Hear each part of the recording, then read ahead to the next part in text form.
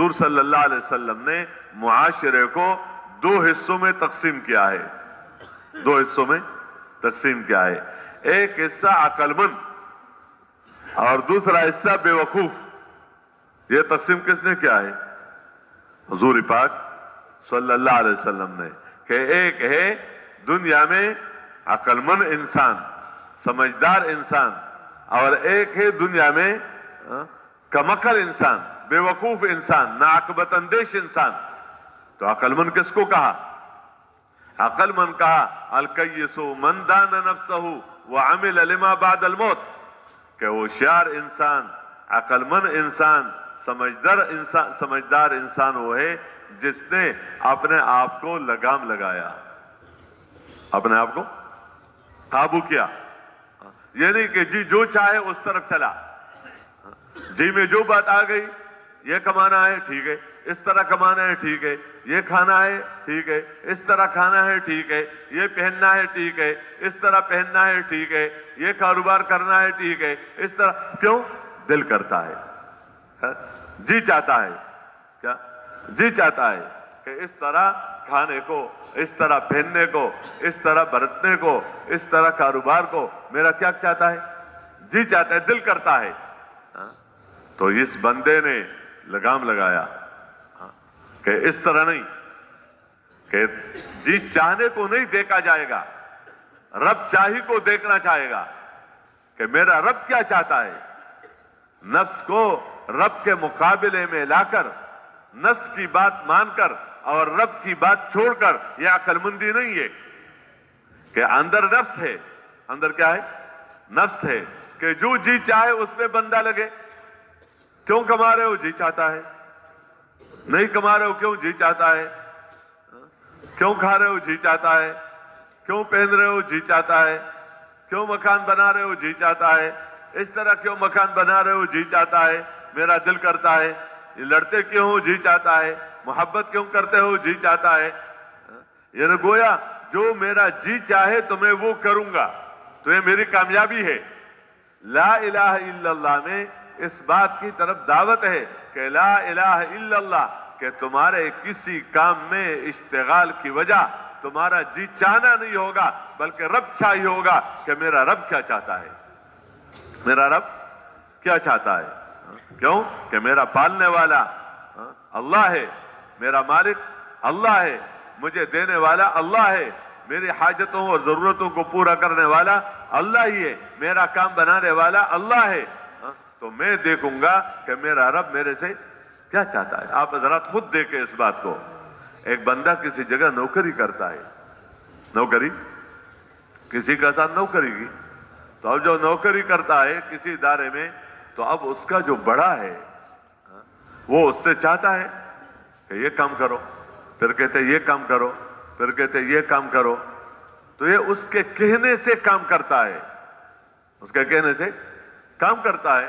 یہ چیز لے کر آؤ تو لے کر آ جاتا ہے، یہ فلان جگہ تک پہنچا دو تو لے کر جاتا ہے، تو یہ کاغذات فلان دفتر میں لے جاؤ تو ادھر چلا جاتا ہے۔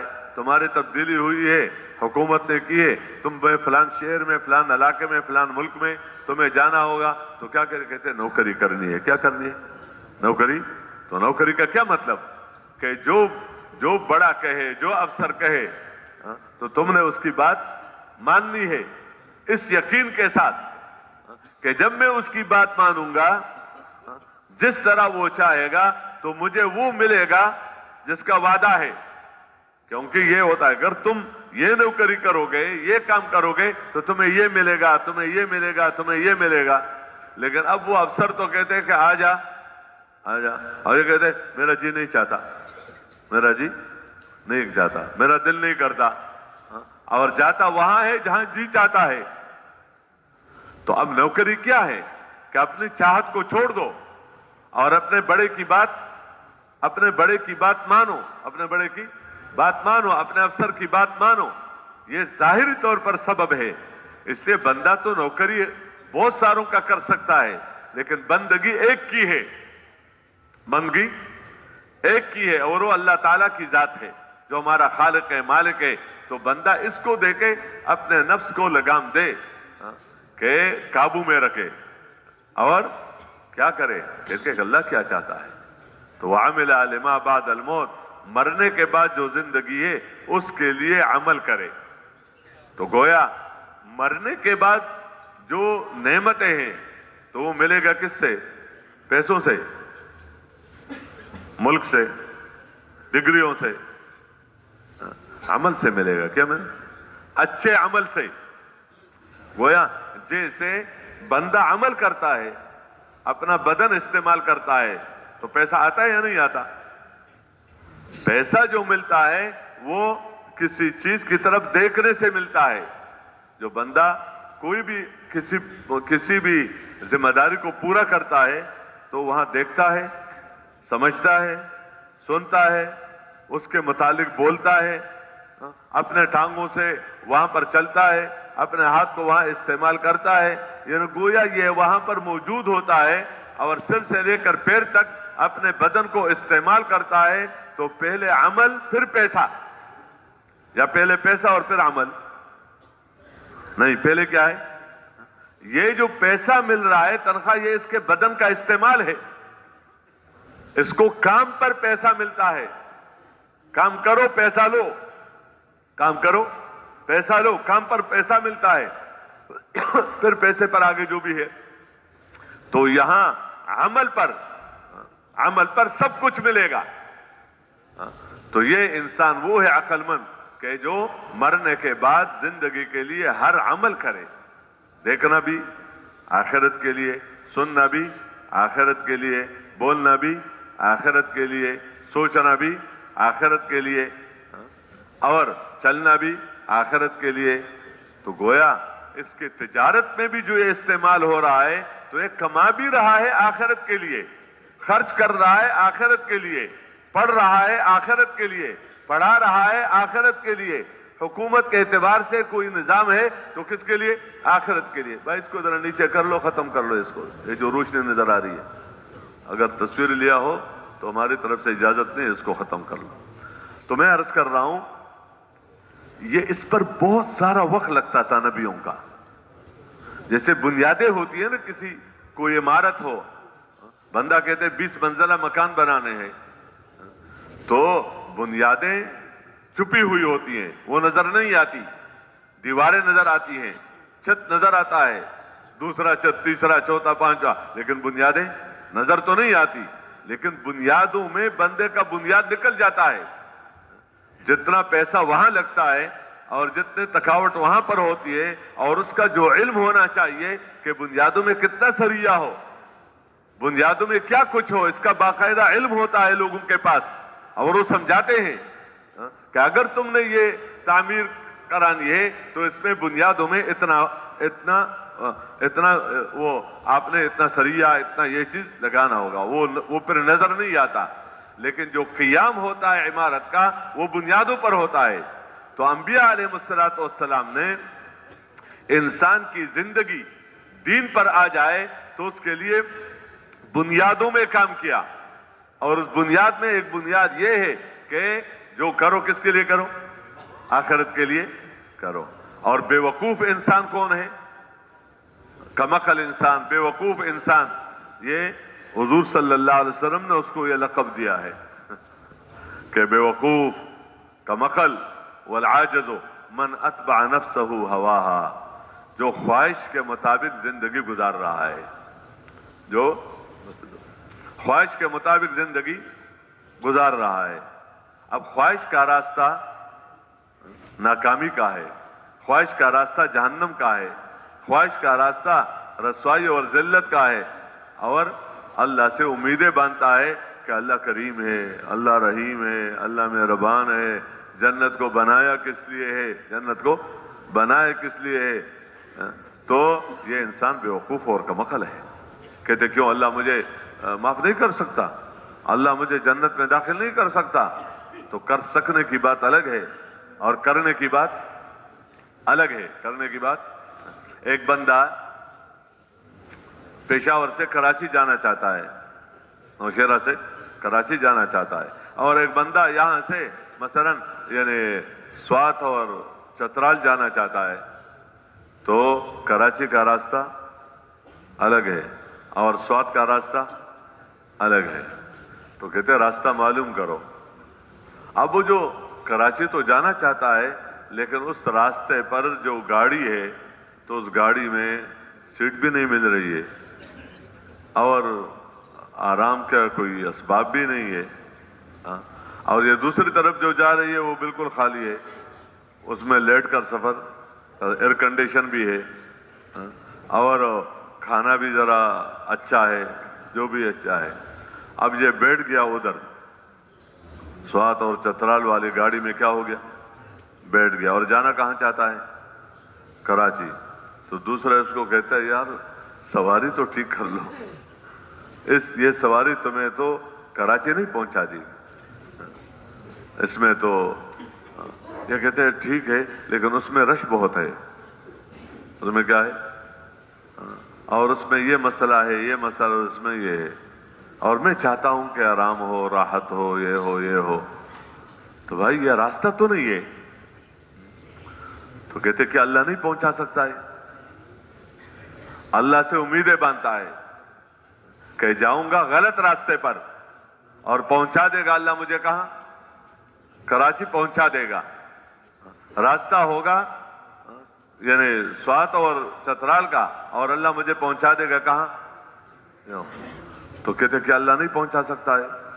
تو کیا خیال ہے, قدرت یہ ہے, کیا ہے, قدرت یہ ہے کہ اللہ اس کو پہنچا سکتا ہے کیونکہ اللہ سب کچھ کر سکتا ہے. قدرت یہ ہے کہ اللہ اس کو پہنچا سکتا ہے, لیکن اس کے ساتھ یعنی خبر یہ ہے کہ یہ بیوقوف ہے. ہر ایک اس کو کیا کہے گا کہ بھائی اللہ کے قدرت پر کس کو شک ہے, لیکن اللہ نے تو راستے بنائے ہیں کہ اگر تم کراچی جانا چاہتے ہو تو راستہ یہ ہے, اگر تم فلان جگہ جانا چاہتے ہو تو راستہ یہ ہے, اگر تم فلان جگہ جانا چاہتے ہو تو راستہ یہ ہے. تو راستہ تو بتایا ہے, راستہ, اس راستے پر چلنا تمہارا کام ہے اور پہنچانا کس کا کام ہے, اس سواری پر بیٹھنا تمہارا کام ہے اور پہنچانا کس کا کام ہے, پہنچانا اللہ ہی کا کام ہے. تو اگر ایک بندہ کہتا ہے کہ کیوں اللہ نہیں پہنچا سکتا ہے, تو یہ کیوں نہیں پہنچا سکتا ہے, لیکن اللہ نے یہ بتایا ہے کہ اگر تم اس راستے پر چلو گے تو میں وہاں تمہیں نہیں پہنچاؤں گا. وہاں نظام بتایا ہے, اس طرح یہ بتایا اگر تم صحیح عمل کے راستے پر جاؤ گے تو میں تجھے جنت پہنچا دوں گا, جہنم سے تجھے بچا دوں گا. لیکن اگر ایک بندہ غلط راستے پر چل رہا ہے تو وہاں بتایا ہے کہ نہیں, یہ راستہ جنت والا نہیں ہے, یہ دونوں راستے برابر نہیں ہے. تو میں عرض کر رہا تھا کہ حضور صلی اللہ علیہ وسلم نے اس انسان کو بیوقوف کہا کہ بندہ کام تو کرے اپنی خواہش کے مطابق اور امیدیں باندھے کس سے, اللہ پاک سے, کہ اللہ بڑا رحیم ہے, اللہ بڑا کریم ہے, اللہ بڑا مہربان ہے. اس لیے اللہ جل شانہ نے اپنے بندوں کو بتایا ہے کہ یہ دنیا تمہیں دھوکے میں نہ ڈالے, فلا تغرنکم الحیات الدنیا, اور یہ دھوکہ باز تمہیں اللہ سے دھوکہ میں نہ ڈالے. دھوکہ باز کون ہے, شیطان, اس کو غرور کہا گیا ہے. وہ کیا کہتا ہے, کہتے ہیں یار یہ تمہارے توبہ کا یہی وقت ہے, تمہارے توبہ کا یہی وقت ہے, ابھی تو جوان ہو, ابھی تو جوان ہو, یہ تو بوڑھوں کا کام ہے. کس کا کام ہے, ابھی تو تم یہ ہو, جب بعد میں دیکھا جائے گا, بعد میں.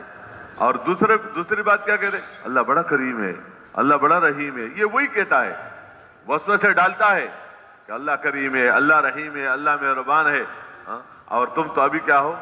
تو فرمایا کہ یہ شیطان اور یہ تمہیں کس میں نہ ڈالے, دھوکہ باز ہے, دھوکہ میں نہ ڈالے. تو ایک بندے کو قیامت کے دن لائے جائے گا, وہ جس نے پوری زندگی بہت اچھی گزاری لیکن آخرت کو نہیں مانا, آخرت کی تیاری نہیں کی. تو ایک غوطہ سے وہ سب کچھ کیا ہو جائے گا, بھول جائے گا, اور کیا کہے گا کہ واللہ ما رأیت خیرا قط. وجہ کیا ہے, ایک بندے کو اگر قطرہ کے برابر نعمت مل جائے اور پھر समंदर की मुसीबत में उसको डाल दिया समंदर के बराबर, तो उसको कतरा याद रहेगा? ऐसे कसम तो नहीं उठाता।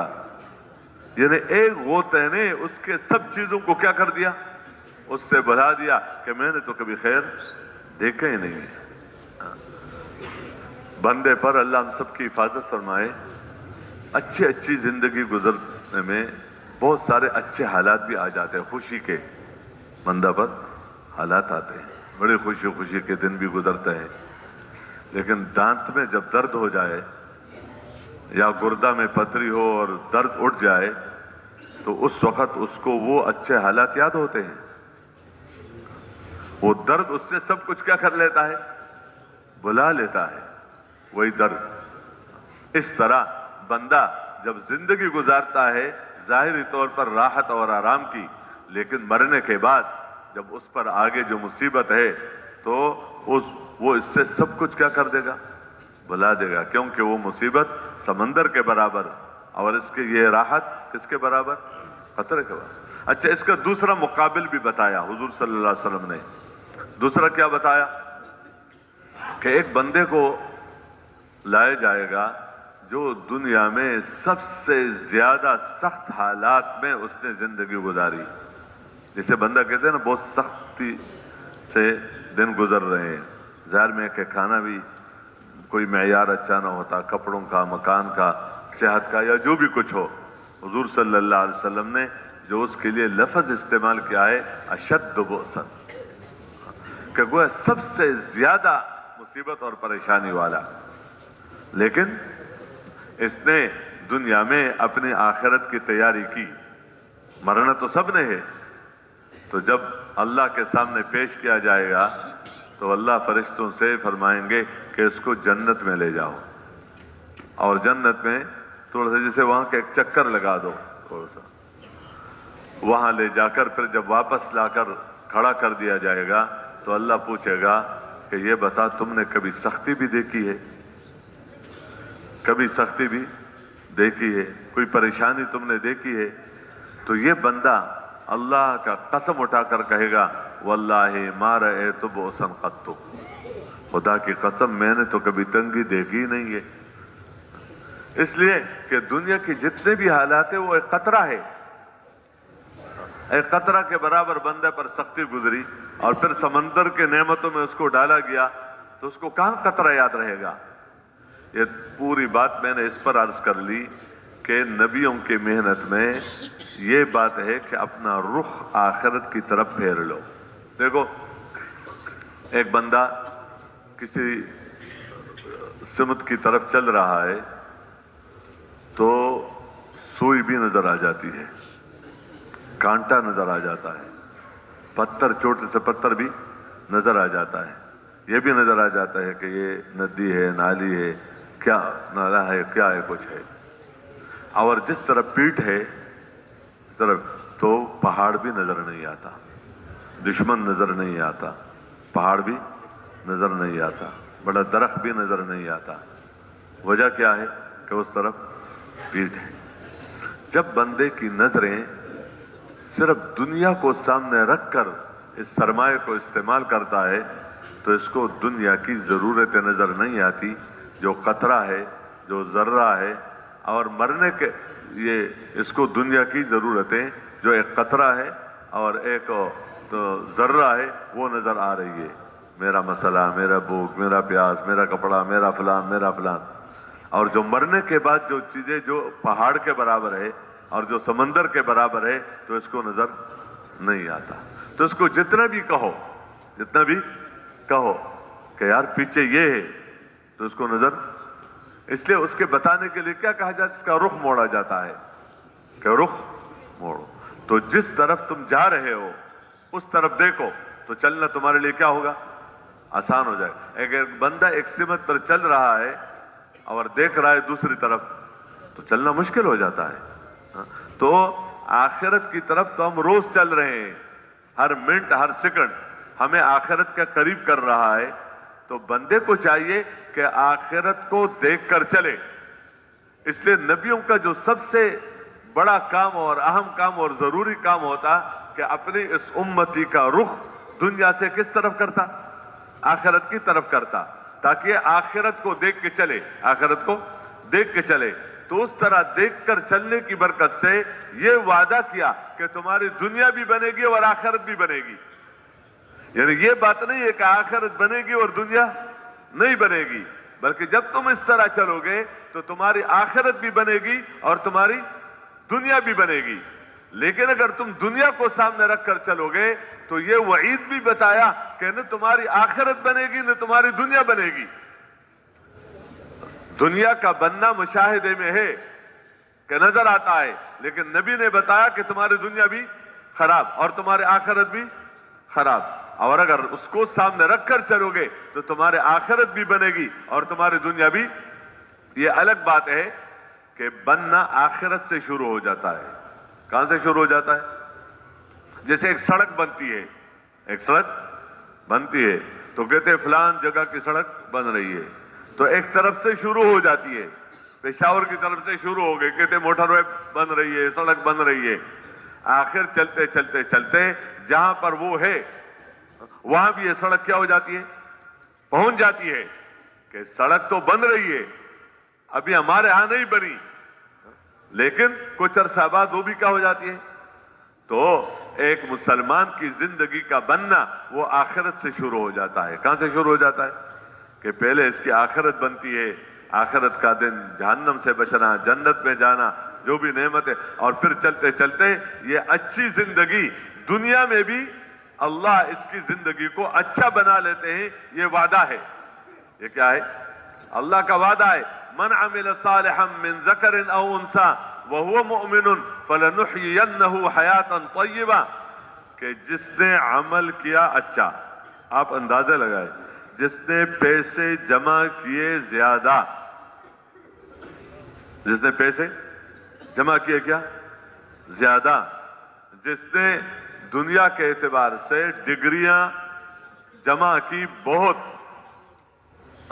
جس نے زمینیں اور جائیدادیں بنائی بہت زیادہ، تو کہتے کام بنانے والا تو اللہ ہے، لیکن ڈگریاں تو ہو، تو جس کی ڈگری نہیں اس وہ کیا کرے گا؟ میں نے پہلے یہ عرض کر لیا کہ دین وہ راستہ ہے، اگر بندہ سیکھے تو جو پیسہ آئے گا وہ دین کے راستے سے آئے گا۔ کس کے راستے سے آئے گا؟ اور دین کے راستے سے جو پیسہ آتا ہے وہ رحمتوں کو لے کر آتا ہے، وہ برکتوں کو لے کر آتا ہے، وہ محبتوں کو لے کر آتا ہے، وہ مسئلوں کا حل کو لے کر آتا ہے۔ یہ نہیں کہ پیسہ نہیں آئے گا، آئے گا، مقدر والا کہیں نہیں جائے گا، لیکن جو پیسہ آئے گا کمانے میں دین کے راستے سے تو وہ برکتوں کو لے کر آئے گا، وہ رحمتوں کو لے کر آئے گا۔ اور دین کو چھوڑ کر اگر پیسہ آ رہا ہے تو یہاں بھی اللہ دے گا، لیکن یہی پیسہ مصیبتوں کو لے کر آئے گا، پریشانیوں کے ساتھ، نفرتوں کے ساتھ، ایک دوسرے کے ساتھ لڑائیوں کے ساتھ۔ یہ پیسہ ہے لڑائیوں کے ساتھ، پیسہ ہے مصیبتوں کے ساتھ۔ اس لیے پیسوں کا تذکرہ نہیں کیا کہ جس نے پیسہ زیادہ جمع کیے، جس نے جس کا ملک بڑا ہو یا جس کے پاس چیزیں زیادہ ہو۔ ایک ہی جملے میں اللہ جل شانہ نے ارشاد فرمایا، من عمل صالحا، جس نے عمل کیا نیک ہو، دیکھنا نیک، سننا نیک، ہاتھ اور پیر کا استعمال ٹھیک، تو گویا باہر سے ٹھیک۔ اور دوسری بات وَهُوَ مُؤْمِنٌ۔ اچھا، یہ مستورات کا اور مردوں کا ایک ہی ضابطہ ہے، خواہ مرد ہو یا کیا ہو، عورت ہو، اور اس کے اندر کیا ہے؟ ایمان۔ تو گویا اندر ایمان اور باہر اسلام، اندر ایمان اور باہر کیا ہے؟ اسلامی زندگی ہے۔ تو آپ دیکھیں کہ اس پر اللہ کی طرف سے کیا وعدہ ہے، فَلَنُحْيِيَنَّهُ حَيَاةً طَيِّبَةً، تو ضرور بالضرور ہم اس کو اس دنیا میں پاکیزہ زندگی دیں گے۔ یہ وعدہ کن کا ہے؟ احکم الحاکمین کا ہے، احکم الحاکمین کا ہے۔ وہ کہتے ہیں اعلان ہوا ہے کتنا دیا جائے گا، اعلان ہوا ہے کہ یہ رعایتیں ہوں گی، اعلان ہوا ہے کہ یہ آسانیاں فلان شعبے کے لیے دی جائے گی۔ کہتے کس نے اعلان کیا ہے؟ تو راستے میں چلنے والے نے تو اعلان نہیں کیا، ملک کے بڑے نے اعلان کیا ہے، ملک کے بڑے نے اعلان کیا ہے کہ فلان شعبے کو اتنا دیا جائے گا، فلان شعبے کو یہ سہولتیں دی جائیں گی، فلان شعبے کے یہ کام بنا دیے جائیں گے. تو لوگ اثر لیتے یا نہیں لیتے؟ تو اثر لینا بھی چاہیے، اس میں کیا ہے؟ یہ تو دنیا کے اعتبار سے ضابطے ہیں، بندہ خوش بھی ہو جاتا ہے. یہ الگ بات ہے کہ پھر آگے کہتے کہ یار وہ اعلان تو ہوا تھا لیکن چیز تو نہیں مل رہی ہے. کیا ہے؟ یعنی وعدہ تو کیا کیا تھا کہ اگر یہ ہو جائے گا تو یہ ہوگا، وعدہ تو کیا کیا تھا، لیکن اب وعدہ پورا نہیں کیا جا رہا ہے. تو دوسرا کیا کہتا ہے؟ اب وہ ہمارا تو خیال تو تھا کہ یہ چیز بنا کے دیں گے، یہ دیں گے، لیکن آگے ہمارا جو خزانہ ہے اس میں تو پیسے نہیں ہے. اس میں تو کیا ہے؟ پیسے نہیں ہے. تو جب ہمارے پاس ہے نہیں تو تمہیں کیا دیں گے؟ یہ مخلوق یہ بات کہہ سکتی یا نہیں کہہ سکتی کہ ہمارے پاس تو خزانہ کنگال ہے نہیں، اور یوں ہو گیا یوں ہو گیا. لیکن اللہ کے خزانے کنگال ہوتے ہیں؟ ہر چیز کے خزانے اللہ کے پاس ہیں. وَإِن مِّن شَيْءٍ إِلَّا عِندَنَا خَزَائِنُهُ وَمَا نُنَزِّلُهُ إِلَّا بِقَدْرٍ مَّعْلُومٍ. دنیا میں جو کچھ انسان کو دیکھتا ہے یہ اللہ کے خزانوں سے ہے، یعنی اللہ کے چاہنے سے ہے. پیدا کرنے کے خزانے کتنے بڑے! جب سے دنیا کو بنایا تو چیزیں پیدا کر رہا ہے، پیدا کر رہا ہے، پیدا کر رہا ہے، ختم نہیں ہو رہی ہے. پانی ہے تو یعنی ہر چیز کے خزانے کس کے پاس ہے؟ اللہ کے پاس. لیکن اللہ پاک اندازے کے مطابق اس کو کیا ہے؟ اتارتے ہیں. تو اللہ کے خزانوں میں نہ عزت کی کمی، نہ اطمینان کی کمی، نہ چیزوں کی کمی. اللہ کے خزانوں پر کمی کا اطلاق نہیں ہو سکتا. وہ مخلوق نہیں ہے. کیا ہے؟ مخلوق. ہر ایک صفت مستقل خزانہ ہے کہ پیدا کرنے والا ہے، پالنے والا ہے، اور زندگی بنانے والا ہے، کامیاب کرنے والا ہے، معز ہے، مذل ہے، نافع ہے، ضار ہے، مقدم ہے، آگے کرنے والا ہے، مؤخر ہے، پیچھے کرنے والا ہے، رافع ہے، اوپر لانے والا ہے، حافظ ہے، نیچے پھینکنے والا ہے، رازق ہے، دینے والا ہے. یہ سب صفتیں اللہ تعالیٰ کی ہے. ہر صفت مستقل خزانہ ہے، اور اللہ جو وعدہ کر لیتا ہے تو اس وعدے کے خلاف نہیں کرتا. نہ چیزوں کی کمی، نہ اس چیز کی کمی، اور نہ وعدہ خلافی، بلکہ جو وعدہ ہے وہ وعدہ اللہ پورا کر لیتا ہے. تو یہاں اللہ نے وعدہ کیا ہے ویسے انسان کے ساتھ کہ جس کا عمل کیا ہو؟ اچھے سے اچھا ہو. اچھے سے اچھا کمانے میں عمل اچھے سے اچھا، تو پیسہ آ گیا. اچھے سے اچھا عمل کر کے پیسہ آ گیا. پیسہ آنے کے بعد چیزیں خریدنے میں اپنے عمل کو اچھے سے اچھا بنایا، تو خریدنے میں اللہ کو راضی کر لیا، اور پھر اس کپڑے کے استعمال کرنے میں، اور اس کھانے کے استعمال کرنے میں، اور اس گاڑی کے استعمال کرنے میں، اور اس مکان کے بنانے میں، اور اس شادی کرنے میں اپنے عمل کو کیا کر لیا؟ اچھے سے اچھا کر لیا. تو کمانے میں بھی عمل اچھے سے اچھا، خریدنے میں بھی عمل اچھے سے اچھا، اور چیز کے استعمال میں جو عمل ہے اچھے سے اچھا. تو اب یہ نیک عمل، اس سے اللہ اس کی زندگی بنائے گا، اسی دکان میں، اسی زمین میں، اسی نوکری میں، اور اسی جو بھی دنیا کے جو بھی ظاہری طور پر سبب ہے. لیکن اللہ کا وعدہ کیا ہے کہ اللہ ہم اس کو پاکیزہ زندگی دیں گے، قناعت والی زندگی دیں گے. جتنا ہوگا یہ کہے گا یہ بھی بہت ہے. کیا ہے؟ یہ بھی بہت ہے. یہ قناعت ہے. برکت والی زندگی دیں گے. ایک ہے برکت، ایک ہے کثرت. برکت وہ ہے کہ جس سے مسئلہ حل ہو جائے. ایک ہے مسائل اور ایک ہے وسائل. جیسے میں نے پہلے عرض کر لیا، ایک ہے مسائل اور ایک ہے وسائل. تو عام ذہن کیا ہوتا ہے کہ مسائل وسائل کے ذریعے سے حل ہوتے ہیں، اس لیے چاہتے ہیں کہ کثرت وسائل ہو. کیا ہو؟ وسائل کی کثرت ہو تو ہمارے مسائل کیا ہو جائیں گے؟ حل ہو جائیں گے. حالانکہ ان وسائل کو بھی جو کہا جاتا ہے تو کہتے ہیں قدرتی. کیا ہے؟ وسائل قدرت. وسائل قدرت. پانی وسیلہ ہے، قدرت. تو اب دین کیا کہتا ہے، نبی کیا کہتا ہے کہ مسائل کو وسائل کے ساتھ مت جوڑو. وسائل کو مسائل کے ساتھ مت جوڑو، وسائل کو اعمال کے ساتھ جوڑو، مسائل کو اعمال کے ساتھ جوڑو۔ غربت تمہارا مسئلہ ہے، امن تمہارا مسئلہ ہے، مال کی حفاظت تمہارا مسئلہ ہے، جان کی حفاظت تمہارا مسئلہ ہے، عزت تمہارا مسئلہ ہے، دشمن پر غلبہ تمہارا مسئلہ ہے، خوشی تمہارا مسئلہ ہے، تمہارے اولاد کی زندگی بن جائے یہ تمہارا مسئلہ ہے، یہ تمہارے مسائل ہیں۔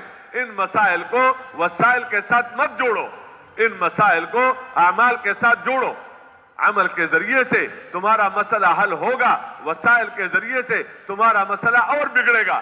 تمہارا مسئلہ عمل کو خراب کر کے جو پیسہ آ رہا ہے، عمل کو خراب کر کے جو ملک آ رہا ہے، کہ ملک ہاتھ میں آ گیا جھوٹ کے راستے سے، خیانت کے راستے سے، ظلم کے راستے سے، ایک نوکری مل گئی ظلم کے راستے سے اور جھوٹ کے راستے سے، خیانت کے راستے سے، دوسرے کا حق لے کر پیسہ ہاتھ میں آ گیا غلط راستے سے۔ تو میرے محترم دوستو، جب غلط راستے سے چیز آتی ہے تو اس میں چیز تو آ جاتی ہے لیکن مسئلہ حل نہیں ہوتا، مسئلہ اور الجھتا ہے۔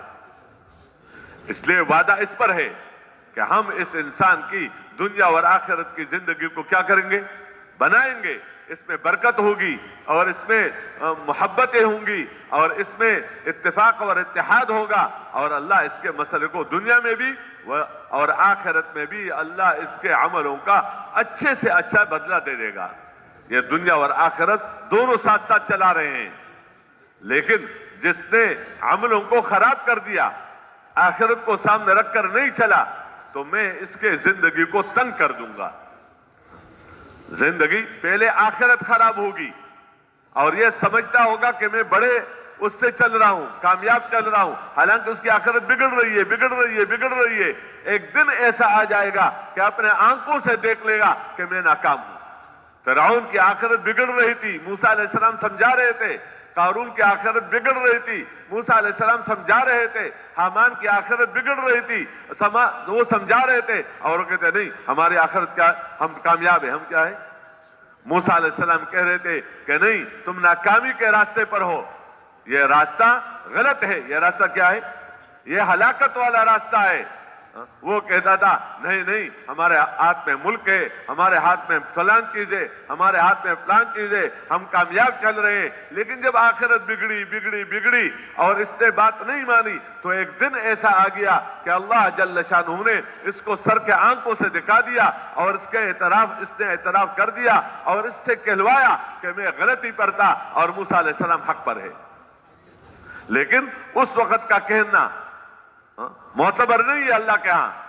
جو بھی مجرم مرتا ہے، جو بھی مجرم مرتا ہے اور جب آخرت کی زندگی اس کے سامنے آ جاتی ہے تو اس وقت وہ یہ کہتا ہے کہ میں نے ظلم کیا، میں نے زیادتی کی اور میں ناکام ہو کے جا رہا ہوں، میں کامیاب ہو کر نہیں جا رہا ہوں۔ یہ سر کے آنکھوں سے اللہ اس کو دکھا دیتا ہے کہ تم ناکام ہو۔ تو پہلے آخرت بگڑتی ہے اور پھر اس کے بعد کیا ہے؟ اور جو دیندار ہو تو اس کی آخرت بنتی ہے اور دنیا میں تکاوٹ، دنیا میں پریشانیاں، دنیا میں تکلیفیں، دنیا میں پتہ نہیں کن کن حالات سے گزرتا ہے۔ موسیٰ علیہ السلام کتنے حالات سے گزرے اور اس کی قوم کتنے حالات سے گزری، ابراہیم علیہ السلام کے ساتھی کتنے حالات سے گزرے، اور لیکن آخرت بنتے بنتے بنتے آخر ایک دن ایسا آ گیا کہ اللہ جل شانہ نے ان سے لے کر ان کے قدموں میں ڈالا، ان سے لے کر ان کے قدموں میں ڈالا۔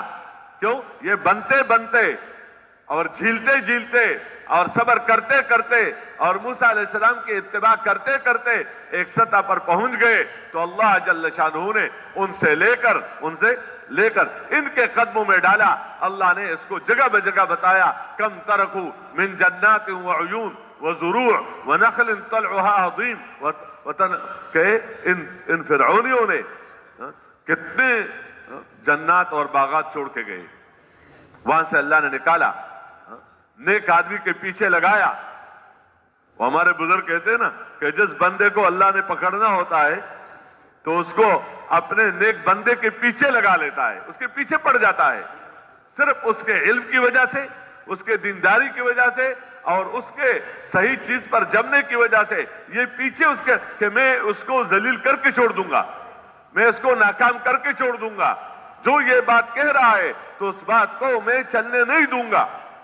کیوں کہ اس سے میری عزت پر فرق پڑتا ہے. تو جب اللہ والوں کے پیچھے لگ جاتا ہے، پڑ جاتا ہے، تو پھر اللہ اس کو پکڑتا ہے. تو یہ موسیٰ علیہ السلام کے پیچھے پڑ گیا. نوح علیہ السلام کے پیچھے پڑ گئی. اللہ نے کہا میں نے ان سے بدلہ لے لیا، میں نے ان سے. اور فرعون کے بارے میں بھی کہا کہ یہ لوگوں سے تو یہ کہا کرتا تھا الیس لی ملک مصر وہذہ الانہار تجری من تحتی افلا تبصرون، دیکھتے نہیں ہو ملک مصر میرے ہاتھ میں ہے، یہ نہریں میرے ملک میں بہہ رہی ہے جس سے زراعت کے یہ مسئلے حل ہو رہے ہیں، تو دیکھتے نہیں ہو کہ کس کے حکم ہے یہاں؟ تو کیا میں بہتر نہیں ہوں؟ اور یہ موسیٰ العیاذ باللہ یہ تو ناقدر ہے، اس کے ہاتھ میں کیا ہے؟ اس طرح باتیں کرتے کرتے اپنے قوم کو بے وقوف بنا کر فاستخف قومہ فاطاعوہ انہم کانوا قوما فاسقین، اپنے قوم کو بے وقوف بنا کر اپنے پیچھے لگا کر اور ان کی زندگی کو بگاڑا اور ان کو ناکامی تک پہنچا دیا. وہ آگے یقدم قومہ یوم القیامہ فاوردہم النار، جیسے دنیا میں اپنی قوم سے آگے آگے چلتا تھا تو وہاں بھی اپنی قوم سے آگے آگے چل کر آخرت میں جہنم میں پہنچ کر اپنی قوم کو آخرت میں پہنچا دیا. یہ اس کا حشر ہے. اللہ نے فرمایا کہ جب اس نے یہ کیا تو میں نے ان سے بدلہ لے لیا. انہم فلما آسفونا، جب انہوں نے مجھے ناراض کر دیا، مجھے غصہ کر دیا، جن پیغمبروں کو میں نے بھیجا تھا اور میری مدد ان کے ساتھ تھی اور وہ زندگی وہ نمونہ کے طور پر تھی، انہوں نے نہ صرف یہ کہ اس کو نہیں مانا بلکہ اس کی بات کو چلنے نہیں دیا اور اس کے مقابلے میں آئے تو کہتے ہم نے ان سے بدلہ لے لیا. فلما آسفونا انتقمنا منہم فاغرقناہم اجمعین، تو ہم نے سب کو دبو دیا اور ہم نے پیچھے آنے والوں کے لیے عبرت بنا دیا. یہ حقائق ہیں کہ اس راستے پر چل کر دنیا بگڑے گی. جو غلط راستے پر چلے گا، جہاں جہاں بتایا گیا ہے کہ حرام سے حرام جو ہے وہ اس مٹاتا ہے، آج نظر آ جا رہا ہے لیکن ایک دن ایسا آ جائے گا کہ اس کو اللہ مٹا دے گا اسی دنیا میں.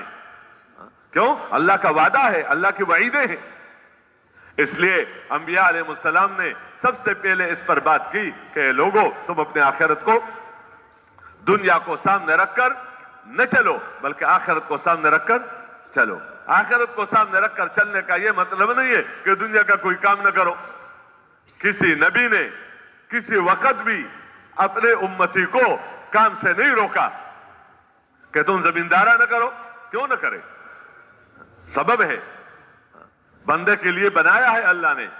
تم تجارتیں نہ کرو، شعیب علیہ السلام نے تجارت سے نہیں روکا، غلط تجارت سے روکا ہے کہ وہ تجارت کہ جس میں دوسروں کا مال کھا رہے ہو اور دوسروں کا پیسہ تمہارے پاس آ رہا ہے، یہ تجارت تمہارے حق میں نافع نہیں ہے. تو کسی پیغمبر نے بھی لوگوں کو ان چیزوں سے نہیں روکا، نہ کھانے سے روکا، نہ پینے سے روکا، نہ پہننے سے روکا، نہ شادیوں سے روکا اور نہ کمانے سے روکا، نہ خرچ کرنے سے روکا اور نہ اپنے بچوں کی تربیت سے روکا. کسی چیز سے بھی نہیں روکا. صرف راستہ بتاتا ہے کہ اس طرح کرو کہ یہ تمہارے آخرت میں بھی کام آ جائے اور تمہارا آخرت بن جائے. اس کے لیے دوسرا قدم کیا ہے؟ دوسرا قدم یہ بتایا کہ آخرت تمہاری بنے گی اور دنیا بھی بنے گی جب تمہارے دل کے اندر کیا ہو؟ یہ یقین ہو لا الہ الا اللہ. کہ بہت آسان بات ہے کہ بندے کو دو چیزوں کی ضرورت ہوتی ہے، ایک نفع اور ایک نقصان سے بچنا. نفع خسارے سے بچنا، پیسہ ملے نقصان نہ ہو، امن ملے بدامنی نہ ہو، عزت ملے ذلت نہ ہو، کامیابی ملے ناکامی نہ ہو، پریشانی نہ ہو. تو نفع چاہتا ہے اور مصیبت سے اپنے آپ کو بچانا چاہتا ہے. تو ایک ہے نفع اور ایک ہے نقصان. ایک ہے نفع اور ایک ہے نفع کے اسباب تلاش کرتے ہیں اور نقصان کے اسباب سے اپنے آپ کو بچانا چاہتے. یہ کاروبار نہ کرو تم اس میں تمہارا نقصان ہو جائے گا، یہ کام نہ کرو فیل ہو جاؤ گے، یہ کام نہ کرو بیمار ہو جاؤ گے، یوں نہ کرو تمہارا نقصان ہو جائے گا، تو یہ بتایا جاتا ہے کہ نقصان سے اپنے آپ کو کیا کرو، بچاؤ اور نفع حاصل کرو۔ اور عام طور پر جب دونوں کا سامنے پیش آ جائے تو پہلے نقصان سے بچنا چاہتا ہے کہ یار نفع ملے یا نہ ملے، یہ نقصان نہ ہو، کیا نہ ہو، یہ نقصان نہ ہو، تو نقصان سے اپنے آپ کو بچانا چاہتا ہے۔ تو نبیوں نے یہ بتایا کہ نفع اور نقصان کس کے ہاتھ میں ہے؟ بس مختصر جملہ، نفع اور نقصان اللہ ہی کے ہاتھ میں ہے، اور اللہ نفع دینے پر قادر ہے بغیر اسباب کے۔ بغیر اسباب استعمال کرنا الگ بات ہے، لیکن اللہ کے ربوبیت پر اور اللہ کے قدرت پر عقیدہ رکھو کہ اللہ نفع دینے پر قادر ہے بغیر نفع کے اسباب کے، اور نقصان سے بچانے پر قادر ہے بغیر اسباب کے۔ اور اللہ اگر نفع دینا چاہے تو نفع دینے پر قادر ہے اگرچہ سبب نفع نہ ہو، اور نقصان سے بچانے پر قادر ہے اگرچہ ظاہراً سبب نقصان ہو۔ تو نفع اور نقصان کس کے ہاتھ میں ہے؟ اللہ ہی کے ہاتھ میں ہے۔ زندگی اور موت کس کے ہاتھ میں ہے؟ اللہ کے ہاتھ میں ہے۔ امن یہ کس کے ہاتھ میں ہے؟ اللہ ہی کے ہاتھ میں ہے۔ تو جب اللہ ہی کے ہاتھ میں ہے تو اللہ کو معبود مانو، تو اللہ کے سوا کوئی عبادت اور بندگی کا لائق نہیں ہے۔ بندگی اور عبادت کا لائق اکیلے اللہ ہے، اللہ کے ساتھ کوئی شریک نہیں ہے۔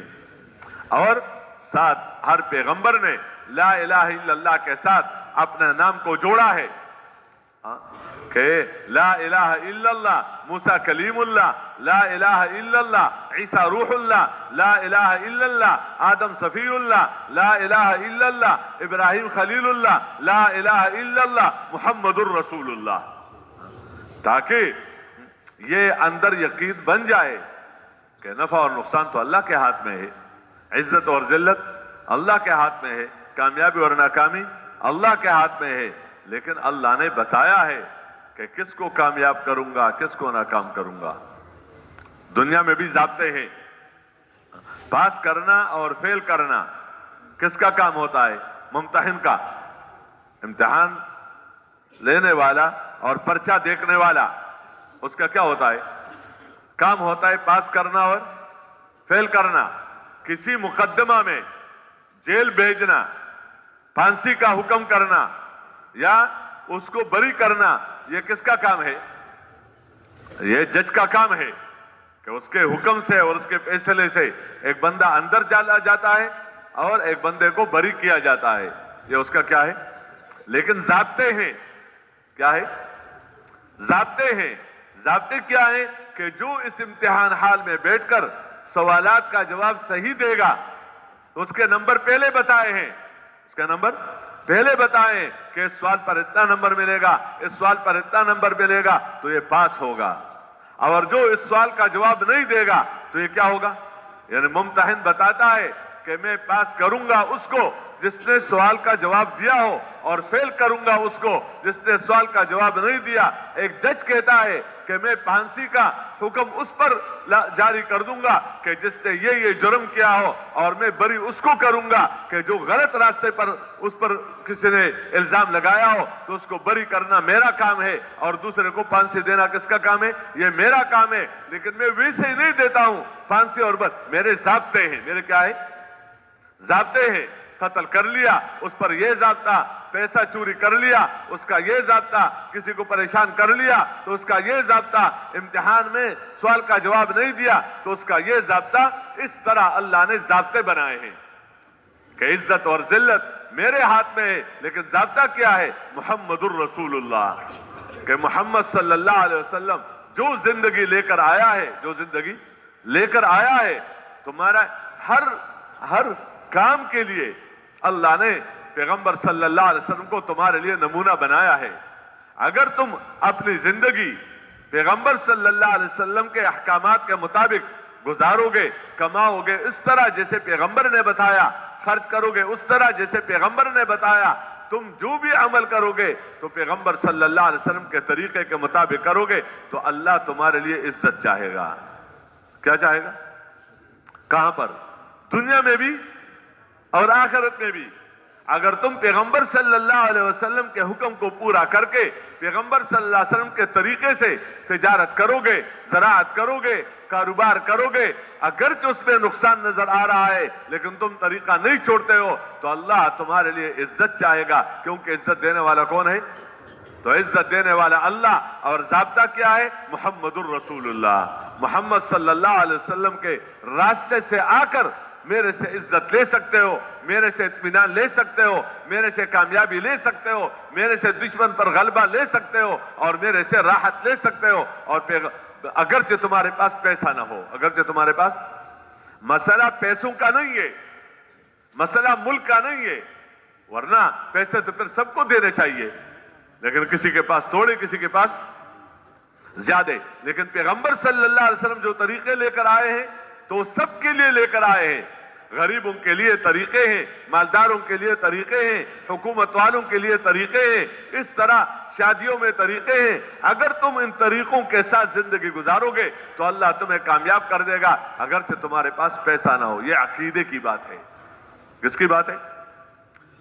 یقین کی بات ہے کہ طریقوں میں کامیابی ہے، طریقوں میں کامیابی ہے، اگرچہ پیسہ نہیں ہے، اگرچہ پیسہ والا میرے ساتھ نہیں ہے، طریقوں میں کامیابی ہے، اگرچہ ملک میرے ہاتھ میں نہیں ہے اور ملک والا میرے ساتھ نہیں ہے، لیکن اللہ مجھے کامیاب کر دے گا، اللہ مجھے، طریقوں میں کامیابی ہے، طریقوں میں اس راستے پر چلنے میں منزل تک پہنچنا ہے، اگرچہ کوئی بھی میرا ساتھ نہ دے، کیوں؟ ان طریقوں پر چلنے سے اللہ میرے ساتھ ہے۔ کون ساتھ ہے؟ اللہ نے وعدہ کیا ہے کہ میں تمہیں کامیاب کر دوں گا، لیکن اگر ان طریقوں کو چھوڑ کر تم کام کرو گے، ان طریقوں کو چھوڑ کر کماؤ گے، ان طریقوں کو چھوڑ کر خرچ کرو گے، ان طریقوں کو چھوڑ کر شادی کرو گے، ان طریقوں کو چھوڑ کر ملک لو گے، تو اللہ کی طرف سے یہ وعید ہے کہ میں تمہیں ناکام کر دوں گا، میں تمہیں ناکام کر دوں گا، اگرچہ تمہارے پاس پیسہ ہو، اگرچہ تمہارے پاس، کہ کام کرتے کرتے پیسہ آ گیا اور طریقے چھوڑ دیے، تو ان طریقوں کے چھوڑنے کی وجہ سے اللہ تمہیں کیا کر دے گا؟ ناکام کر دے گا، اگرچہ تمہارے پاس پیسہ ہو، پیسے والے سب تمہارے ساتھ ہو، ایک ملک نہیں، پوری دنیا کے ممالک تمہارے ہاتھ میں ہو اور تمہارے ساتھ ہو، اور پوری دنیا کے مالدار تمہارے ساتھ ہو جائے اور پوری دنیا کے طاقت والے تمہارے ساتھ ہو جائے، لیکن پیغمبر صلی اللہ علیہ وسلم کے طریقوں کو چھوڑ کر تم کامیاب ہونا چاہتے ہو، اللہ سے کامیابی لینا چاہتے ہو، اللہ سے غلبہ لینا چاہتے ہو، اللہ سے اطمینان لینا چاہتے ہو، تو یہ وعید بتائی کہ اللہ تمہیں ناکام کر دے گا، اگرچہ تمہارے پاس کیا ہو؟ سب کچھ ہو، اگرچہ تمہارے پاس سب کچھ ہو۔ اس یقین کو سمجھایا گیا ہے۔ کیسے سمجھایا گیا؟ کہ لوگوں کو ان یقینوں کی باتیں کی، صحابہ نے یہی باتیں کی، صحابہ نے یہی باتیں سنی، صحابہ نے اسی کو سوچا اور صحابہ نے اسی کو لے کر پھرے۔ اگر وہ مقوقس کے پاس گئے ہیں اور اگر وہ قیصر کے پاس گئے ہیں، اگر وہ کسرا کے پاس گئے ہیں، تو وہ صرف اسی بات کے کہنے کے لیے گئے ہیں، وہاں گئے ہیں ان کے ملک لینے کے لیے نہیں گئے، مالداروں کے مال لینے کے لیے نہیں گئے، اکثریت والے کے اکثریت کو اپنے ساتھ کرنے کے لیے نہیں گئے، دنیا والوں سے دنیا کے نفع اٹھانے کے لیے نہیں گئے، جس کے پاس گئے ہیں اسی بات کے لیے گئے ہیں کہ اللہ نے ہمیں اسی کے لیے بھیجا ہے کہ تم آخرت کو مانو، اللہ کی توحید کو مانو، پیغمبر کی رسالت کو مانو، پیغمبر کے طریقے کے مطابق زندگی گزارو، اللہ تمہیں کامیاب کر دے گا۔ یہ سب نبیوں کی بات تھی مشترک، اور پھر نبی صلی اللہ علیہ وسلم کے بعد تو کسی کو نبوت نہیں ملے گی، تو سب صحابہ کی بات تھی مشترک، سب صحابہ کی یہی بات تھی۔ اس بات پر لانے کے لیے انبیاء علیہ السلام نے محنت کی، صحابہ کرام نے محنت کی کہ کیا کرو؟ اس احکامات کو پورا کرو، اور دوسری بات حکم پورا کرو، ایک پیغمبر صلی اللہ علیہ وسلم کے طریقے سے پورا کرو، دو اللہ کی رضا کے لیے کرو۔ کس کے لیے؟ اپنی شہرت کے لیے نہ کرو، اپنے نام کے لیے نہ کرو، نہیں، بلکہ کس کے لیے کرو؟ اللہ کی رضا کے لیے کرو اور آخرت بنانے کے لیے کرو۔ دنیا کا وعدہ ہے لیکن دنیا کی نیتیں نہ کرو، دنیا کی نیتیں، بلکہ آخرت کے لیے کرو۔ دین کا کام دنیا کے لیے نہ کرو کہ دوسرے لوگ تو غلط راستے سے دنیا کی عزت لیتے ہیں اور میں صحیح راستے سے دنیا کی عزت لوں گا تو میرا مقصد بھی دنیا کی عزت اور اس کا مقصد بھی کیا ہے؟ دنیا کی عزت.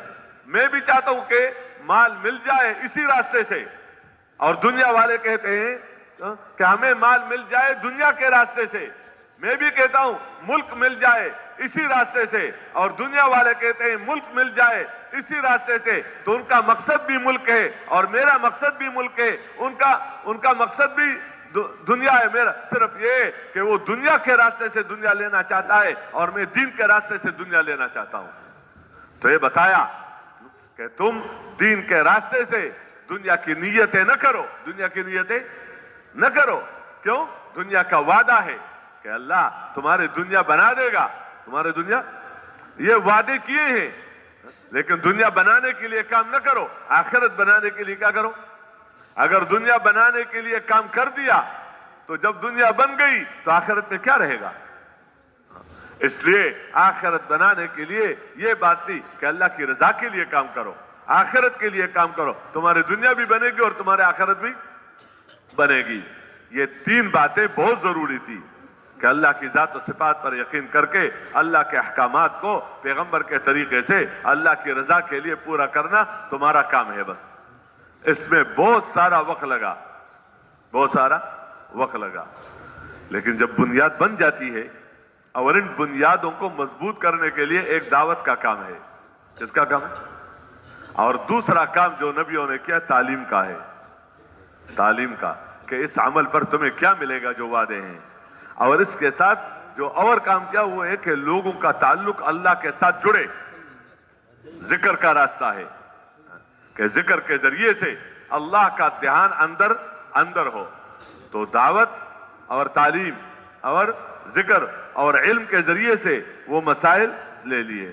جب یہ باتیں اندر پیدا ہو گئی اور پہلے دن سے اخلاص, پہلے دن سے دعوت, پہلے دن سے ذکر, پہلے دن سے علم اور پہلے دن سے اخلاق کہ تمہارے جو بھائی تمہارے کام میں لگے ہوئے ہیں, مسلمان ہیں, کوئی بیمار ہو جائے تو ان کی عیادت کرنا, کوئی ضرورت مند ہو ان کی ضرورت کو پورا کرنا, کسی کا مسئلہ ہو اس کے مسئلے کو حل کرنا, اور کچھ بھی نہ کر سکے تو ان کو تسلیہ دو. کیا کر دو؟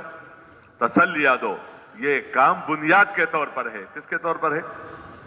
اس لیے پہلے ہر ایک کو داعی بنایا, ہر ایک کو متعلم بنایا, ہر ایک کو ذاکر بنایا, ہر ایک کو سیکھنے والا بنایا, ہر ایک کو اور عبادت والا بنایا.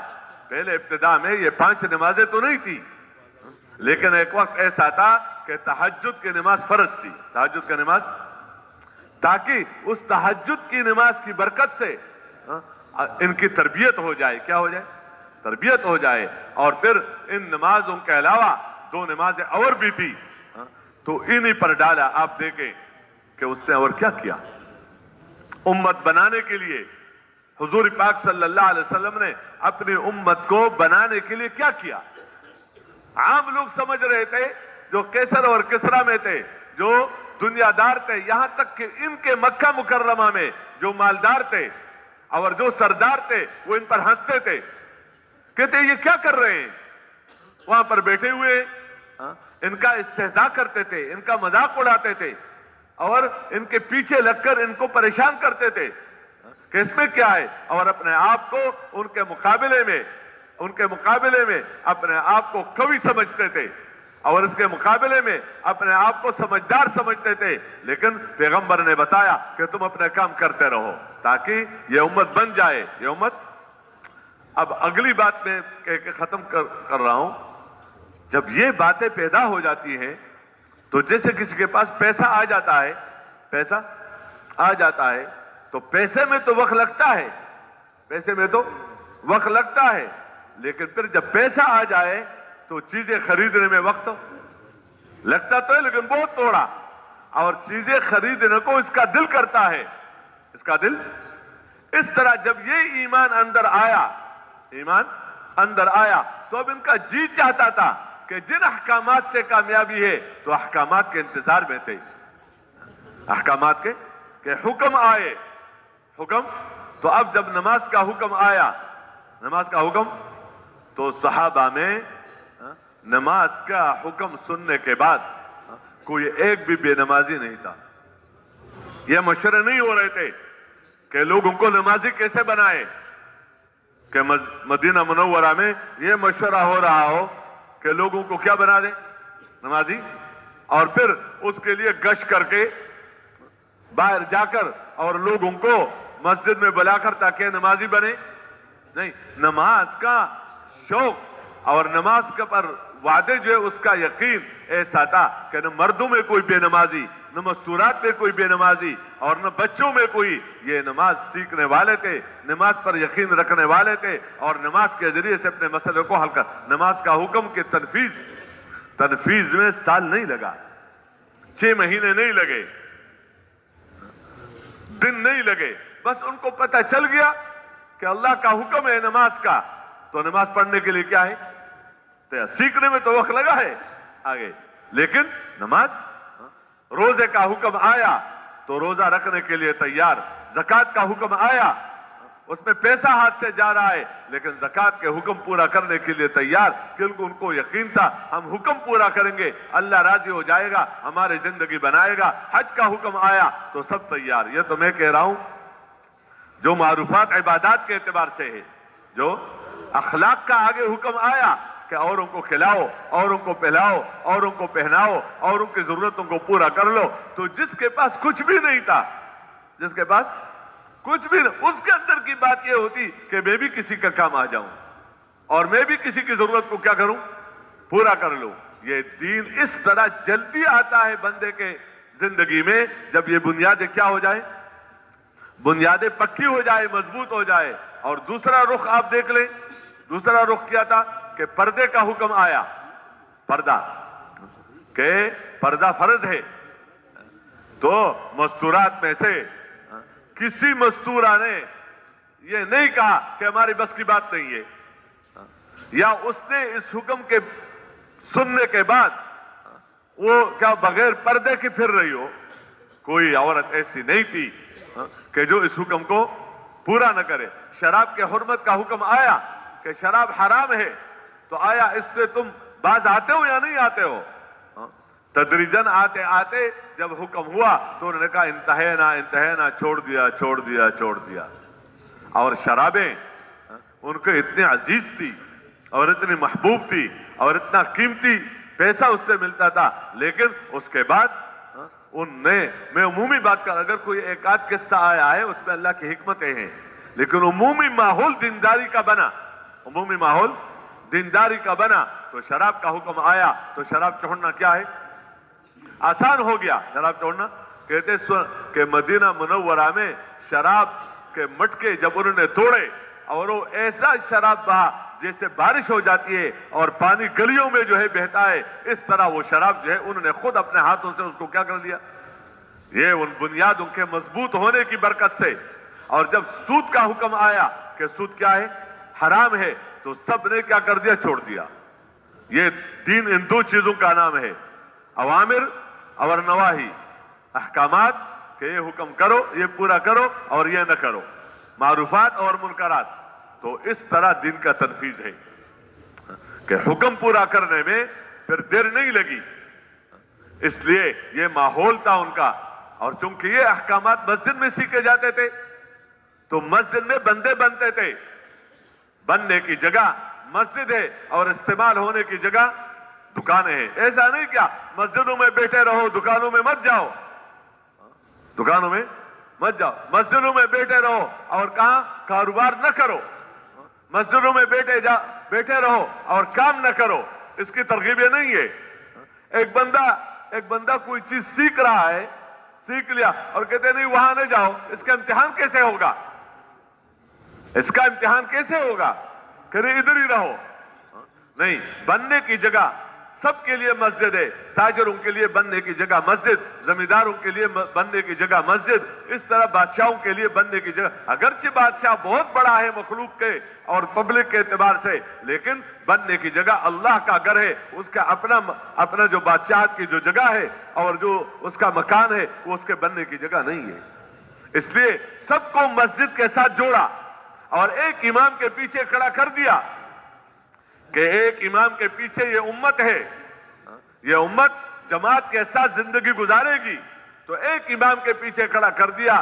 جب یہ امام کہے اللہ اکبر تو تم اس کے پیچھے کھڑے ہو کر اب تم نماز کی نیت باندھو۔ جب وہ رکوع میں ہو تو تم رکوع میں، جب وہ سجدے میں ہو تو تم سجدے میں، جب وہ قیام میں ہو تو وہ قیام میں، اور اگر خدا نخواستہ تم امام سے پہلے سجدے میں گئے تو حدیث پاک میں آتا ہے اس بندے کو ڈرنا چاہیے کہ اللہ اس کے سر کو گدھے کے سر کی طرح نہ بنا دے۔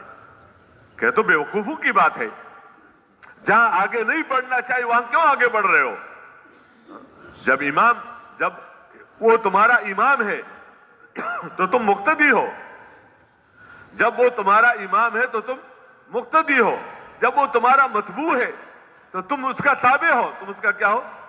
تم اس کا تابع ہو۔ تو اب اس سے آگے تو یہ سکھلایا کہ ایک امام کے آواز پر تمہارا قیام، تمہارا رکوع، تمہارا سجود اور تمہارا اعمال تم سب کے ایک ہی صف میں، غریب بھی ہوگا، مالدار بھی ہوگا، حاکم بھی ہوگا، محکوم بھی ہوگا، تاجر بھی ہوگا، زراعت بھی ہوگا، اس لیے کہ ہر ایک کی نماز الگ الگ نہیں ہے کہ تاجر کی نماز الگ ہے، زارع کی نماز الگ ہے، بادشاہ کی نماز الگ ہے، اور یا فقیر کی نماز الگ ہے۔ نہیں، پانچ نمازیں ہیں، 5 وقت کی نمازیں، یہ مسلمانوں پر ہے، خواہ یہ مسلمان فقیر ہے یا مسلمان مالدار ہے، تو ان کو اللہ کے گھروں میں ان کو جمع کیا کہ اس طرح تمہاری تربیت ہوگی اور اس طرح تم بنو گے، اور کہا کہ تم جب یہاں آؤ گے تو فقیر بن کر آؤ، حاجت مند بن کر آؤ، اپنے آپ کو چھوٹا سمجھ کر یہاں آؤ۔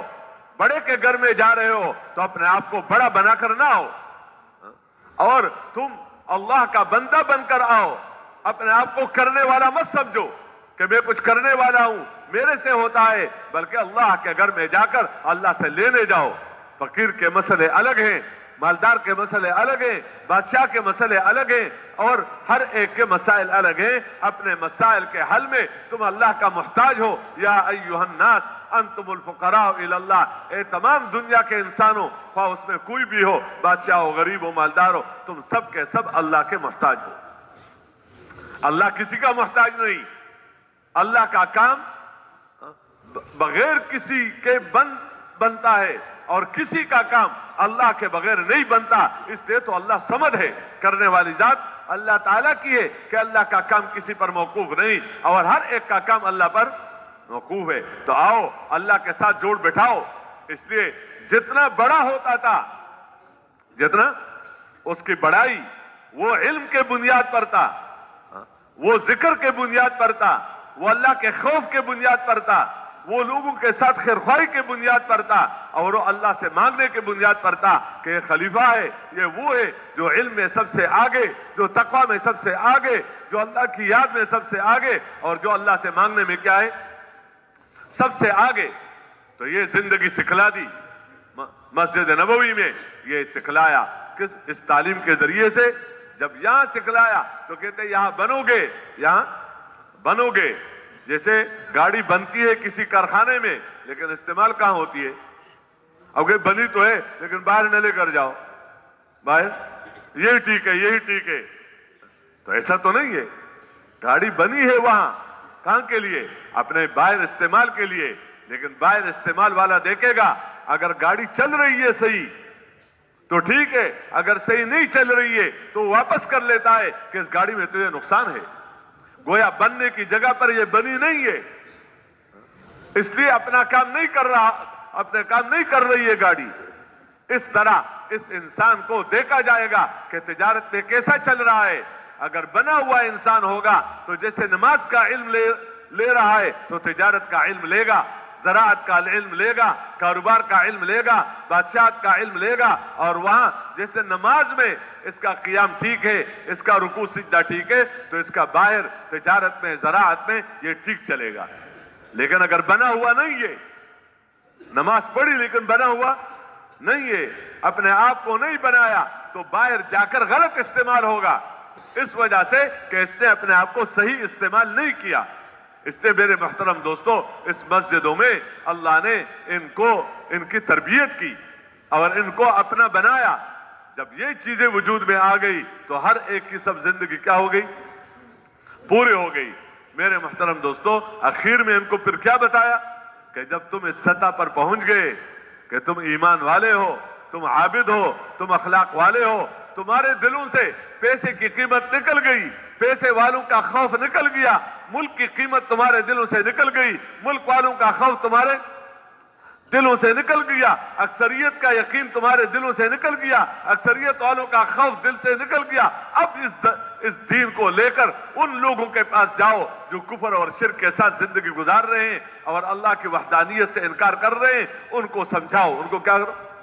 سمجھاؤ۔ یہ لوگ جاتے تھے، ان کا خوف ان کے دل کے اندر نہیں ہوتا تھا، خوف اللہ کا ہوتا تھا، امیدیں اللہ سے ہوتی تھی، اور جاتے تھے، ذاکر بن کر جاتے تھے، دائی بن کر جاتے تھے، عالم بن کر جاتے تھے، اللہ کا خوف دل میں رکھ کر جاتے تھے، دنیا کے طالب بن کر نہیں جاتے تھے، اور راتوں کو ان کے لیے ہدایت کے لیے روتے ہوئے جاتے تھے۔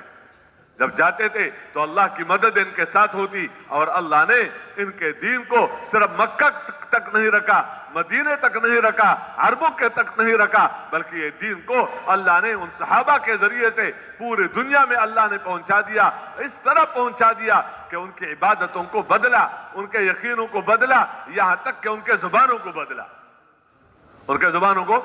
یہ جتنے بھی عرب آج کل جو کا، یہ ان کی زبان اکثر عربی نہیں تھی، بربری زبان تھی، لیکن عرب وہاں گئے، عرب کی وجہ سے نہیں، دائی وہاں گئے، معلم وہاں گئے، پیغمبر صلی اللہ علیہ وسلم کے تعلیم کو لے کر گئے، ذاکر وہاں گئے، تزکیہ والے وہاں گئے، اللہ کا خوف والے وہاں گئے، اور اللہ سے امیدیں والے وہاں گئے، تو ان کے ذریعے سے ان کی یعنی زبانیں بھی بدل گئی، اور یہاں تک کہ کپڑے بھی بدل دیے، اندر یہ ہم ویسے پہنیں گے جیسے عربوں نے پہنا ہے، یہ ان کا، ہم وہ بولی بولیں گے جو وہ بولتے ہیں، جو کیا ہے وہ بولتے ہیں، ان کا سب کچھ بدلا، ان کا سب کچھ بدلا۔ کیوں؟ امت کو اللہ نے اسی کام کے لیے پیدا کیا ہے، جب یہ اپنے کام پر تھی تو اللہ کی مدد ساتھ تھی۔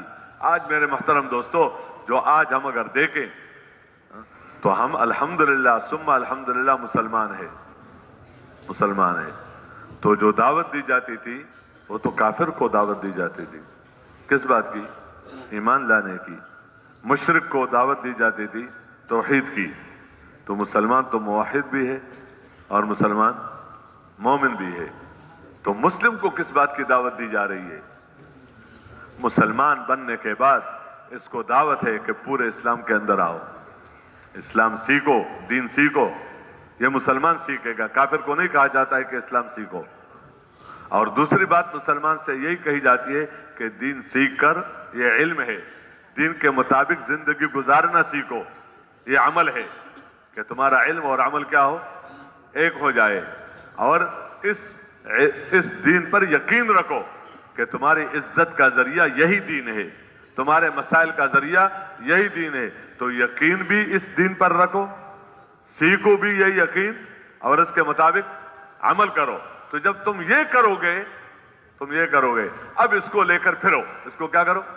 لے کر تجارت اس کے تابع ہے، زراعت اس کے تابع ہے، کاروبار اس کے تابع ہے۔ تمہیں دنیا میں کاروبار کے لیے نہیں پیدا کیا، بلکہ تمہیں دنیا میں اس زندگی کو سیکھنا اور اس زندگی کو عام کرنے کے لیے پیدا کیا۔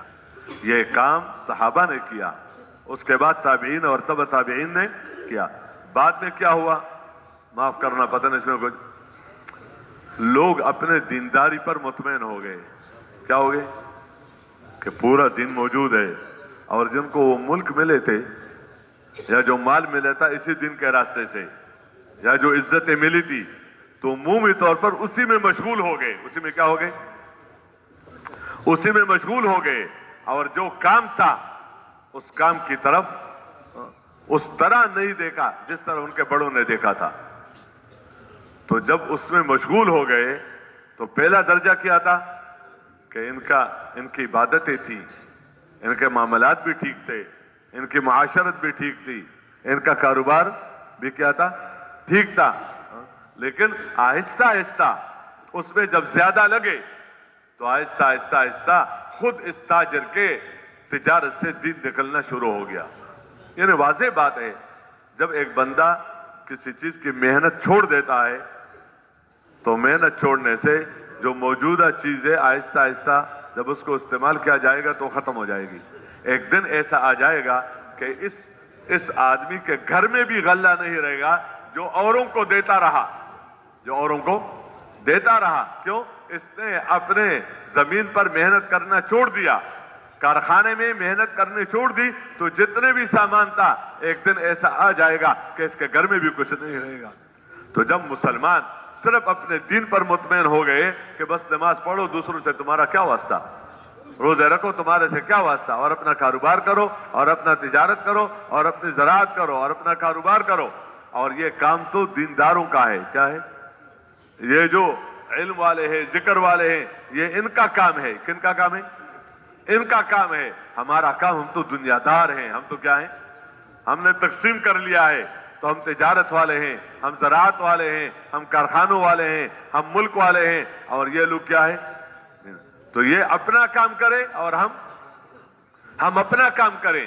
تو میرے محترم دوستو, جب امت نے بحیثیت امت چھوڑنا شروع کر دیا تو آخر اس درجے تک پہنچ گئی امت کہ جو چیزیں اللہ نے اوروں سے لے کر ان کو دی تھی, جو ملک اللہ نے اوروں سے لے کر ان کو دیا تھا, جو مال اللہ نے اوروں سے لے کر ان کے قدموں میں ڈالا, جو اختیارات اللہ نے اوروں سے لے کر ان کو منتقل کر دیا, تو جب انہوں نے وہ راستہ چھوڑ دیا تو اللہ کا تو کسی کے ساتھ رشتہ داری تو نہیں ہے کہ ان سے تو لیا ان کے بے دینی کی وجہ سے, اور اپنوں کے پاس رکھے گا باوجود اس کے کہ بے دینی ہو.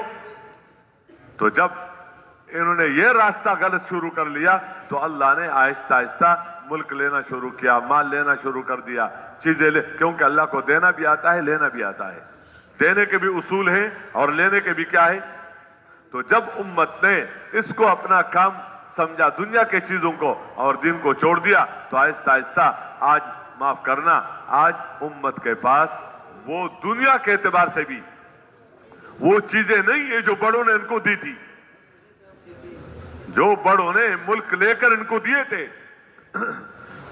جو خزانے لے کر دیے تھے اور جو چیزیں لے کر دیے تھے, یہ اس میں اور کیا اضافہ کرے. وہی ملک آہستہ آہستہ جا کر کہاں تک کام بات پہنچ گئی. تو پہلے دین نہیں رہا تو پھر ملک گیا, پہلے دین چلا گیا پھر مال گیا, پہلے دین زندگیوں سے نکل گیا پھر اختیارات چلے گئے. اور دین کیوں نکلا؟ کہ دین کی محنت نکلی. آج مسلمان چاہتا ہے کہ یار وہ جو شاندار زندگی تھی, مسلمانوں کی تاریخ تو بری ہوئی ہے نا جی, ان کے حکومتیں اور ان کے اختیارات اور ان کی شان و شوکت, تو کیا چاہتا ہے کہ وہ شان و شوکت مل جائے. کیا مل جائے؟ اور اس موجودہ دین سے ملے. تو جو مسلمان صحیح معنوں میں ہوگا تو وہ یہ کہے گا مجھے شان و شوکت کی ضرورت نہیں ہے, مجھے دین کی ضرورت ہے. دین رہے اور دین آئے, خواہ جو میرے ہاتھ میں ملک اور مال ہے یہ بھی میرے ہاتھ سے چلا جائے, لیکن دینداری عام ہو جائے. کیا ہو جائے؟ اللہ کا دین زندہ ہو جائے. صحابہ کرام کو اس لیے اللہ نے ذریعہ بنایا تھا کہ انہوں نے اپنے مال کو قربان کیا تھا. مال سے ملکوں کو نہیں خریدا تھا, ملک کو قربان کیا تھا, اپنی مشغولیت کو نہیں دیکھا اور اپنے بیوی بچوں کو اس معنی میں نہیں دیکھا کہ جب یہ دین کا تقاضا ہے اور ہمیں اللہ نے ایک مقام دیا ہے کہ حضور صلی اللہ علیہ وسلم کا امتی بنا کر یہ ہمارا کام ہے, تو انہوں نے جب قربان کیا تو اللہ نے پاؤں میں ڈالا, کیونکہ دینے والا کون ہے؟ آج میرے محترم دوستو اس بات کی طرف متوجہ کیا جا رہا ہے کہ مسلمان اپنے دینداری پر آ جائے, اور دینداری پر آئے گا دین کی محنت سے, اور اپنے کام پر آ جائے, اس کے ساتھ زمیندارہ کرے, اس کے ساتھ تجارتیں کرے, اس کے ساتھ زراعتیں کرے, اس کے ساتھ کاروبار کرے. تو ایک دیندار اور دائی ڈاکٹر, ایک دیندار اور دائی انجینئر, ایک دیندار اور دائی وکیل, ایک دیندار اور دائی درزی, ایک دیندار اور دائی معمار, اس میں برکتیں ہی برکتیں اترے گی, محبتیں ہوں گی, اور ان کے پیسوں میں برکت ہوگی, ان کے چیزوں میں برکت ہوگی, ان کے تعلقات میں برکت ہوگی, کیونکہ دین ان سب چیزوں کا ذریعہ ہے. اس لیے میرے محترم دوستو گزری ہوئی زندگی پر بندہ ندامت کرے, صرف اپنے نہیں کہ اپنی زندگی پر تو ہے ہی, امت کے لیے ندامت ہو.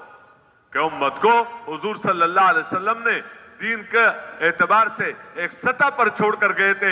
اس میں ایک بھی بے نمازی نہیں تھا, اس میں ایک بھی غافل نہیں تھا, اس میں ایک بھی حضور صلی اللہ علیہ وسلم کے طریقہ چھوڑنے والا نہیں تھا, اس میں ایک بھی مالداروں کے مال کو اور بادشاہوں کی بادشاہت کو للچائی ہوئی نظروں سے دیکھنے والا نہیں تھا, اور اس میں ایک بھی ظلم کرنے والا نہیں تھا. امت اس حال پر چھوڑ کر گئے, اور آج اس دین کے چھوڑنے کی وجہ سے آج کتنا نقصان ہو رہا ہے.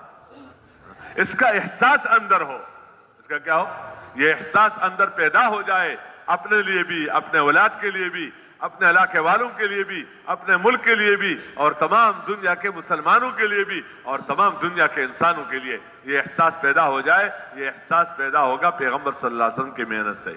اسی محنت کے لیے نکلنا ہوتا ہے. کہتے 4 مہینے لگا